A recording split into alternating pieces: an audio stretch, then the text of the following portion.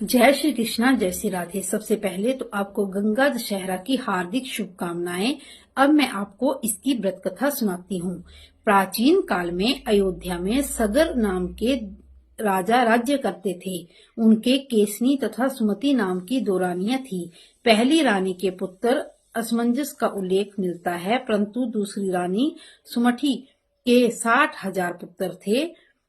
एक बार जब राजा अश्वमेध यज्ञ कर रहा था, उस समय यज्ञ की पूर्ति के लिए इंद्र एक घोड़ा छोड़ा गया और राजा इंद्र ने उस यज्ञ को भंग करने के लिए उस घोड़े को छुपाकर कपिल मुनि के आश्रम में बांध दिया।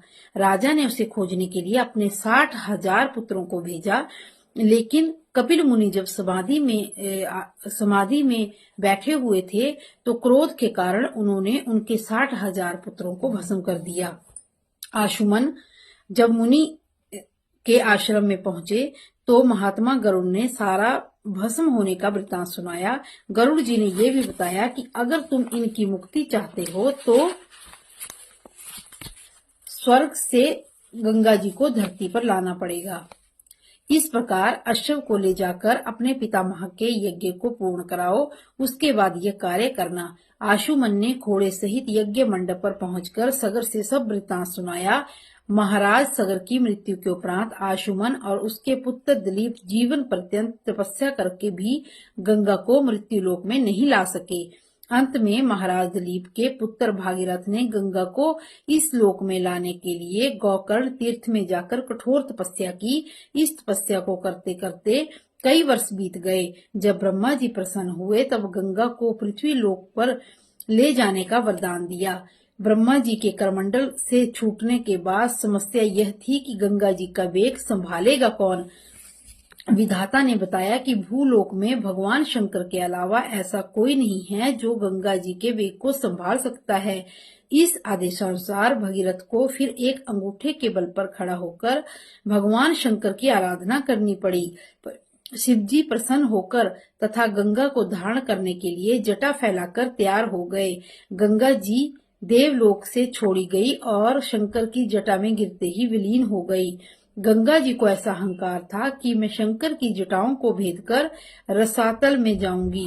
पुराणों में ऐसा उल्लेख मिलता है कि गंगा जी शंकर की जटाओं में कई वर्षों तक भ्रमण करती रही, लेकिन निकलने का कोई भी मार्ग न मिला। भगीरथ के पुनः विनय करने पर नंदिकेश्वर ने प्रसन्न होकर हिमालय में ब्रह्मा जी द्वारा निर्मित बिंदु सर में गंगा को छोड़ा। उसमें गंगा जी की 7 धाराएं हो गई।